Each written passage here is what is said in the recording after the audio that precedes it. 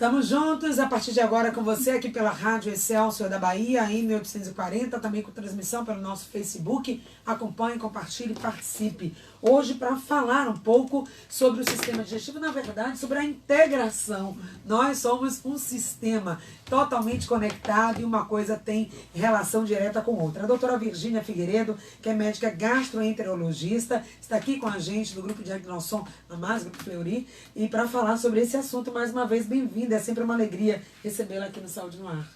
Bom dia, Patrícia. Bom dia a todos os ouvintes. É muito bom sempre poder participar do seu programa. Pois é, e trazer para nossos ouvintes orientação, informação, porque é isso, né, doutora? Tudo começa quando a gente começa a entender que nós funcionamos, existimos de forma sistêmica. Uma coisa está relacionada à outra. E será que temos consciência disso quando começamos a fazer a escolha do que vamos comer, por exemplo? Eu acho que a gente pode voltar para uma definição primária de saúde.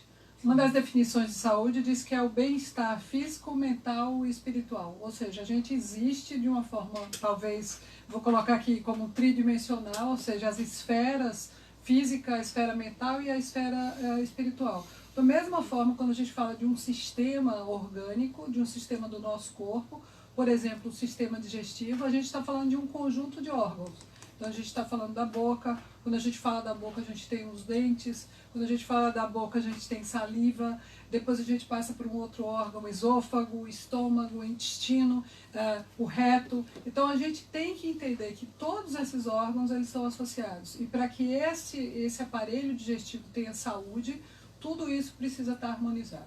Estávamos falando há pouco, né, como às vezes negligenciamos ou renegamos tudo isso, né? Em que sentido? Como é que isso acontece na prática? Então, renegar o seu sistema digestivo pode começar com uma escolha de um alimento. Por exemplo, o alimento, todos nós temos uma noção do que seria bom para comermos e do que não seria bom. E aí a pergunta que a gente muitas vezes faz ao paciente é assim, tá, e por que fazemos as escolhas erradas? Né?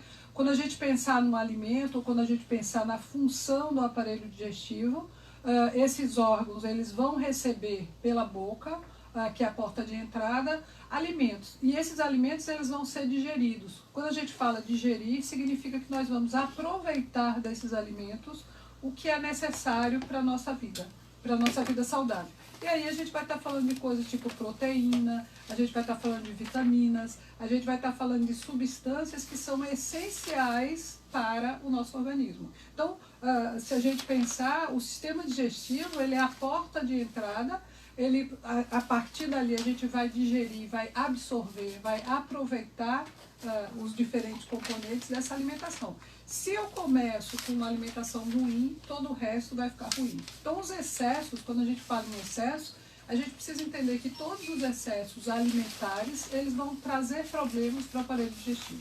Então, vamos entender como ele funciona, né? O mecanismo de ação desse sistema, qual é a importância dentro do contexto geral que o sistema digestivo tem, quais são os cuidados que precisamos ter. Eu acho que a partir do momento que a gente entende esse conjunto de órgãos e qual é a função primordial, que é a digestão e a partir dessa digestão a absorção desses nutrientes, eu acho que a gente precisa entender que os cuidados são os cuidados básicos de uma manutenção, de um sistema, uma manutenção de uma máquina. Então, na prática, quando a gente fala de uma boa digestão, é você ter horários para alimentação, é você ter a escolha de alimentos que sejam de qualidade. Quando a gente fala aqui de qualidade, é que sejam alimentos balanceados. A gente precisa hidratar, ou seja, a gente precisa de água e a gente precisa entender que a via de entrada é a boca a partir dos alimentos. E a saída vai ser a saída após a absorção, após tudo aquilo que a gente precisa, a saída vão ser as fezes. Então, essas fezes também nesse contexto, ela precisa ter saúde. Não é para a gente ter um intestino preso, não é para a gente ter um intestino solto. E tudo isso também vai ser mediado pelas nossas emoções. Então veja você que é de uma complexidade enorme. E a gente simplesmente, muitas vezes a gente ignora. A gente come a qualquer hora, né? A gente come alimentos, determinados alimentos que não deveriam ser comidos em determinados horários. A gente exagera na quantidade de coisas tóxicas, por exemplo, açúcar demais, por exemplo, sal demais, gordura demais. Então tudo isso vai levar ao quê? A um desequilíbrio, a uma desarmonia desse sistema digestivo. Outro dia eu estava ouvindo, estava ouvindo de uma pessoa comentando, assim, né, no espaço público, fiquei observando, a gente acaba catalisando também essas falas. E alguém dizia, olha, a pessoa teve realmente um problema de saúde sério, estava internada com diabetes, a glicemia muito alta, e ela tinha um hábito de sempre, depois do almoço, tomar um refrigerante, alguém já tinha alertado sobre isso, mas eu tomo para arrotar. Né? Esse é um hábito que eu criei. Então imagina como que a gente vai criando condições totalmente desfavoráveis para a gente mesmo. Então, é agressão, né? Você está agredindo o seu organismo que funciona de uma forma perfeita. Então, eu estou fazendo uma coisa, uma bobagem. Não, é simples, eu estou fazendo isso só para isso, é só para isso que eu tomo refrigerante. Ou seja, eu não estou considerando tudo que tem no refrigerante, e um dos primeiros problemas do refrigerante que a gente precisa falar é a química e a quantidade de açúcar. 3328-7666 é o nosso telefone para que você possa participar, interagir, tirar suas dúvidas aqui no nosso programa. Tá? Tem a Ana Ferreira que está na linha participando com a gente.